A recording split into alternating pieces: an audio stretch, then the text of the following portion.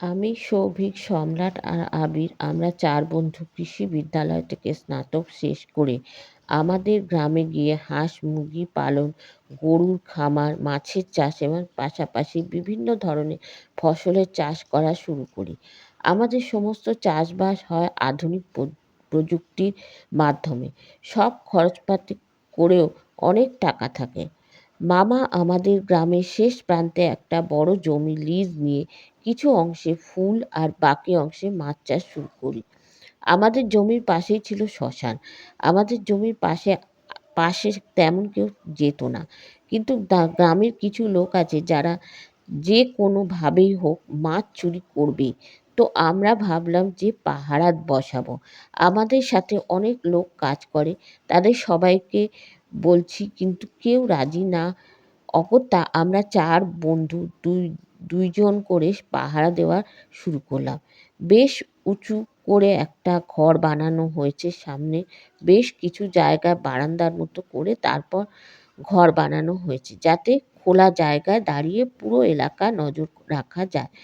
আগের রাতে সৌভিক আর সম্রাট দায়িত্বে ছিল পাহারা। সকালে সম্রাট আমাকে বলল, "দোস্ত, আজ আর তুই জমিতে যাস না।" আমি বললাম, "কেন?" ও বলল, "আমি একটা অদ্ভুত স্বপ্ন দেখেছি।" আমি বললাম, "স্বপ্ন দেখেছিস? কী স্বপ্ন?" সম্রাট বলল, "সে রাতে হালকা ঠান্ডা বাতাস থাকবে। তুই পুকুর পাড় দিয়ে হেঁটে ফুলের বাগানে যাবি। বাগানে হাঁটতে হাঁটতে তুই ভয়ঙ্কর কিছু দেখবি।" আমি বললাম যে, "আমি একা থাকবো না তো, আবির থাকবে আমার সাথে।" ও বলল, "না, আবির থাকবে না।" আমি বললাম, "কেন?" বলল, "জানি না।" ওর কথা শুনে বললাম, "দোস্ত, স্বপ্ন সত্যি হয় না।" বেলা ১১টার দিকে আমাদের পাশের বাড়ির গণেশ কাকা মারা গেলেন। উনাকে চিতায় তুলতে তুলতে বিকাল ৫টা বাজলো। রাত 11:30টার দিকে আবিরকে বললাম, "চল জমিতে যাই।" ও বলল, "দোস্ত, আমার শরীরটা ভালো না, আমি যাব না। আর তুইও যাস না। সবাই বলে যেদিন কাউকে পোড়ানো হয় সেদিন নাকি শ্মশানের আশেপাশে যেতে নেই।" আমি বললাম, কিচ্ছু হবে না।" এই বলে আমি চলে গেলাম। যাবার সময় দেখলাম গণেশ কাকার চিতা তখনও পুরোপুরি নেভেনি। আমি গিয়ে মাঝে মাঝে চিতা থেকে বীভৎস গন্ধ আসছে। আর আজকের রাতটাও অন্যান্য রাতের তুলনায় অনেক বেশি নিস্তব্ধ। জমিতে আসার পর মনে হলো আজ আসাটা উচিত হয়নি। এসেই যখন পড়েছি তখন কী আর করা যায়। রাত 12:30টার দিকে প্রচণ্ড বৃষ্টি শুরু হলো। বৃষ্টির মধ্যে কখন যে ঘুমিয়ে পড়লাম বুঝতে পারি না। অনেকক্ষণ পর ঘুম ভাঙল। মোবাইল জ্বালিয়ে দেখি রাত ৩টা। বৃষ্টি ততক্ষণে থেমে গেছে।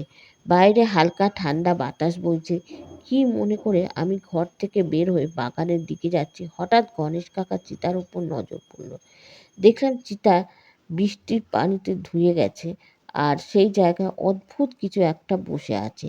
আমি ভাবলাম শেয়াল কুকুর কিছু হবে, কিন্তু কাছাকাছি যেতে না যেতে যা দেখলাম তাতে আমার শরীর পুরো পুরো ঠান্ডা হয়ে গেল। আমি দেখলাম যে গণেশ কাকা চিতার জায়গায় একটা অর্ধেক মানুষ ২ হাতে ভর দিয়ে হাড্ডি খাচ্ছে। ওই দৃশ্য দেখে আমি এত চিৎকার করতেই অর্ধেক মানুষটা আমার দিকে তাকালো। আমি এবার স্পষ্ট দেখতে পেলাম ওই জিনিসটার চোখ বলতে কিচ্ছু নেই। চোখের জায়গায় আগুন জ্বলজ্বল করছে আর বেশ বড় জিহ্বা বের করে দুটো হাতের ওপর ভর দিয়ে আছে। সঙ্গে সঙ্গে দেখে আমি ওইখানেই অজ্ঞান অজ্ঞান জ্ঞান ফিরতেই দেখি সম্রাট, আবির আর সৌভিক আমার পাশে বসে। আমি বললাম, "আমি এখানে কেমন করে এলাম?" ওরা বলল, "সম্রাট ওই রাতে তোর চিন্তায় ঘুমোয়নি। ভোরের আলো ফোটার সাথে সাথে আমার আর আমরা ৩জন জমির দিকে যেতেই দেখি তুই অজ্ঞান হয়ে পড়ে আছিস। আজ ৩ দিন পর তোর জ্ঞান ফিরল। কী হয়েছিল বলতো?" আমি সব কিছু বললাম। ওই রাত থেকে আমার প্রচণ্ড জ্বর হলো। আমার সুস্থ হতে অনেক দিন লাগলো। ওই দিনের পর থেকে আমরা আর কেউ ওই জমিতে পাহারা দিতে যায়নি। নমস্কার, আজকের গল্প এখানেই শেষ হলো। আপনাদের যদি ভালো লাগে তাহলে সাবস্ক্রাইব করবেন, লাইক করবেন, শেয়ার করবেন। আর আপনারা বেশি বেশি করে চ্যানেলটা দেখবেন, বেশি করে অনেক অনেক শেয়ার করবেন। এইরকম যদি আপনারা শেয়ার করেন, আপনারা যদি দেখেন, তাহলে আমারও উৎসাহ হবে আপনাদের গল্প শোনানো। আমি সামনে আরও সুন্দর গল্প, ভয়ঙ্কর গল্প নিয়ে আসছি। আপনারা কিন্তু চটপট সব সাবস্ক্রাইব করে দিন আরও ভয়ঙ্কর গল্প শোনার জন্য। আর কি বলবো, আপনারা অবশ্যই চ্যানেলটা লাইক করুন, শেয়ার করুন, সাবস্ক্রাইব করুন। আর আপনারা বেশি বেশি করে দেখুন, হ্যাঁ, দেখুন আর আমাকে একটু সাপোর্ট করুন। আপনাদের কাছে এই আমার অনুরোধ। আজকে আমার গল্প এখানেই শেষ করছি। নমস্কার।